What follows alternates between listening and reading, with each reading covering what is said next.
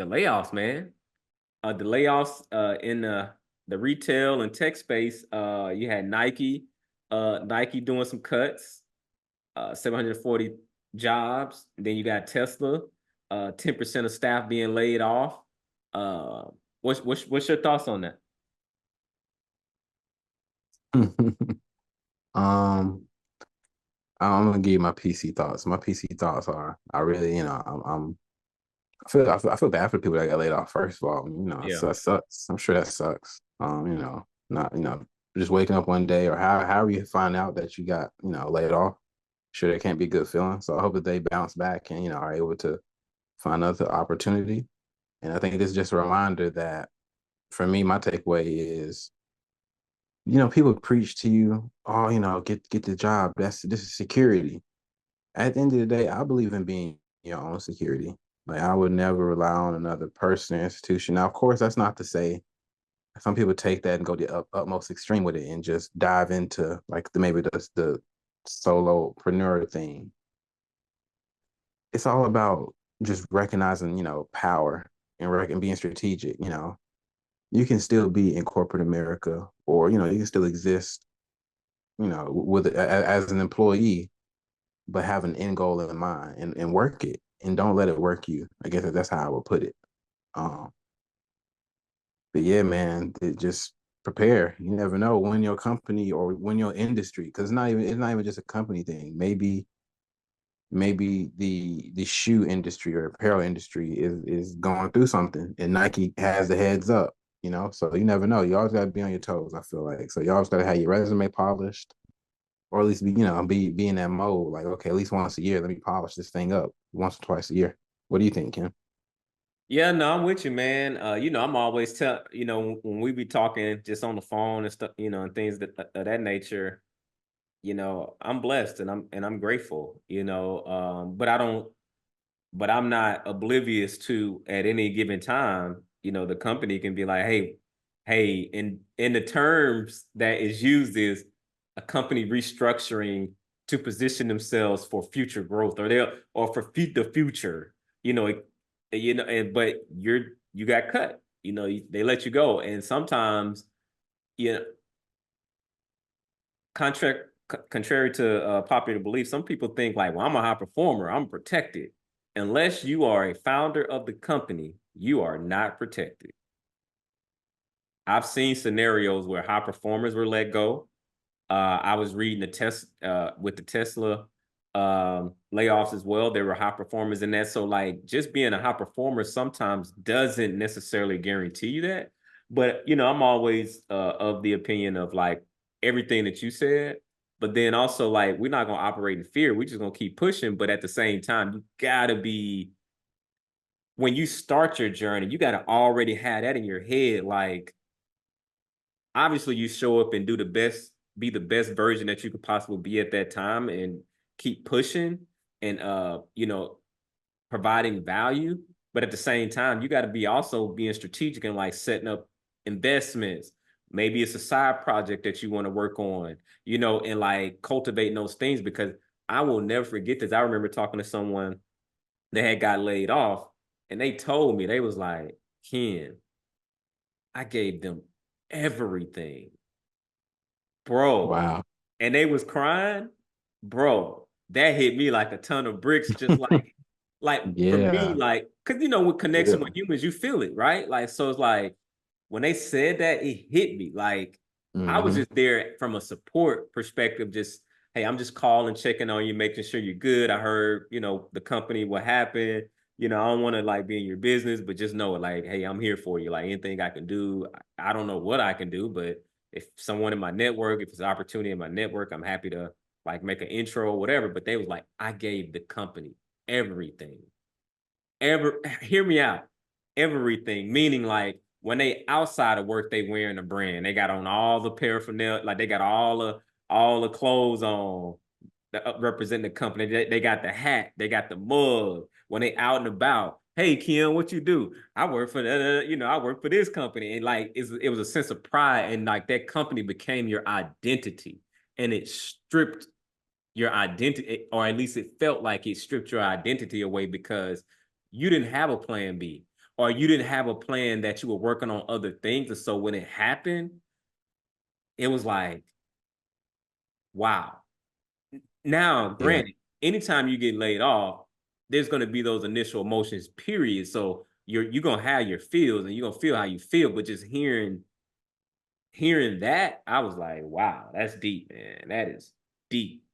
But yeah, Yeah. that's my thoughts on it. Yeah. That kind of what you said kind of reminded me of I don't remember what team or what sport specifically, but I don't know. You remember that case where it was like the head coach was winning. He had a winning record, but they still fired him. It's like, well, dang, what more do you want me to do? Or something crazy. Or he had just won some.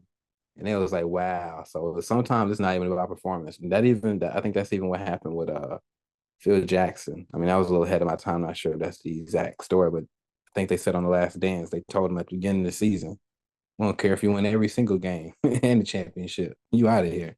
You better That's start figuring wild. out your next moves. Yeah, but So that's great to at least get the heads up because some people you just get that invite from HR and you sitting in there and you feel like it's an ambush, and you so caught off yeah, guard. They done strategically structure these meetings and you had no idea that the meeting was coming, and it's like, damn, I'm getting laid off. yep. But to wrap up on this conversation, the one thing I always tell people to think about, like it's so easy to go down the rabbit hole of looking at it as negativity, which Mm-hmm. in the moment it sucks. Like don't get it twisted. However, it's definitely an opportunity. Your lighting is terrible, bro. But it's definitely an opportunity to look for like maybe it didn't happen to you, it's happening for you. Like, and it's gonna open up your next opportunity. And because when you listen to these different interviews and things like, think about it, you might just been in that cushy job, you're getting that check, and you like, man, this is Yeah, one thing I've been wanting to do, but I'm getting this money, so I'm just kind of chilling. And yeah, so it pushed you out your comfort zone to actually go yeah, do the thing that been in the back of your mind anyway. And so when you yeah, listen to like certain interviews, success stories, like and they tell you like that was one of the best things, that was that pivotal moment. I didn't see it, I didn't in the moment I didn't realize that that was a pivotal moment for my life, but it was. And so I always try to like share that spark of light and hope for people when it happened to. And hey, if it ever happens for me or happened for you, I'm gonna still be having the same conversation. Like life ain't over, but it does make it easier when you have an emergency fund in place, when you got investments, when you're not gonna be in financial duress when something happens, because usually you might actually get a severance package, and if you could and so if you got your emergency fund, you got your investments rocking, and then you get that severance check.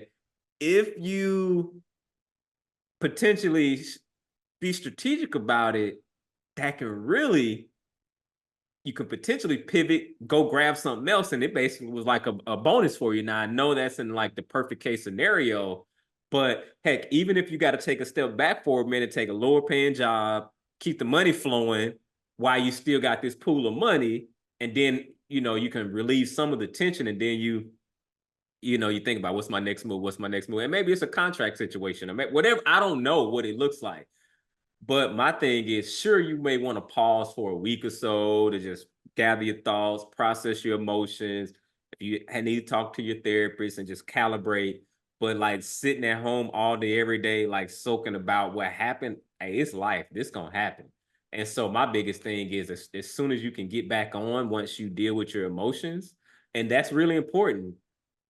Let's keep going. Like no matter what, let's keep moving forward. This is just gonna be a part of the journey. yeah. And I'm laughing because what I'm hearing, what you're saying, it just reminds me of my job, man. Just in terms of just sales, period. It's really sales. Because I'm thinking, at the end of the day, it's all about the business of you. It's Kenny Inc., it's Keon LLC. And so, kind of like, something I've had to become accustomed to with my job. And I'm pretty sure most salespeople, when they hear this, they'll know what I'm saying. You'll get used to a contract not going your way. Even if a contract's been going your way or was about to go your way, things can always change. Things can always happen. And I really agree with what you were saying about not always viewing it from a negative perspective. I mean, yeah, of course, when you're laid off, yes, I believe you should, take an hour, take a couple of hours and, feel what you feel, go through it, but then, bounce back. But like you said, I feel like, outside of being laid off, just period, people, once you have a job, like you said, you just kind of, like you said, attach is the word I think you use. That's a good word. Like you just kind of, this is a part of your identity now. Whereas the job market is viewed as like this scary thing where it's like, oh, it's a I'm about to get shredded up in there. I'm about to just get rejected over and over. It's not even worth looking. But there has to be a disconnect because that can't be true. But at the same time, recruiters are saying, man, we just can't find good enough talent. We're trying to, what I'm Yeah. saying? Both things can't be true at the same time. Somebody, there's a role and there are people that needs to be filled. Now, of course, there are exceptions, for different positions, different industries, but I think that when you flip the switch and go from this job is my identity, this is all I do, to no, I'm working for Keon or Kenny LLC. This job is my current contract that I'm doing right now. But if I look on the open market, just like in sports, hey, if the season's over with, right? I can just go look and see what I'm worth, right? They offering 5 years, 275, you know what I mean? And so hopefully someone that's listening to this or one of us to get a job to offer that. But you get my point. Like, oh shoot, on the market for this same type of job, I can get paid double, or I can get paid a different commission structure, Yep. or this is different. And so you start to realize like, oh, this is what I'm worth on the market or what I could be worth. And these are the skills that I possess. Because over time, as sit on a job, hopefully you're building up skills to where you're able to say, oh wow, like I feel confident. Whereas a year ago, I wouldn't have felt confident saying I could do this. Now I can say I can do that with ease and I have stories to back it up. Facts. Hey, yeah, that's great. So we talked about $100,000 is no longer the American dream. We've talked about the layoffs, but then we was also talking about having a bounce back story and knowing your worth and getting back out there in the job market.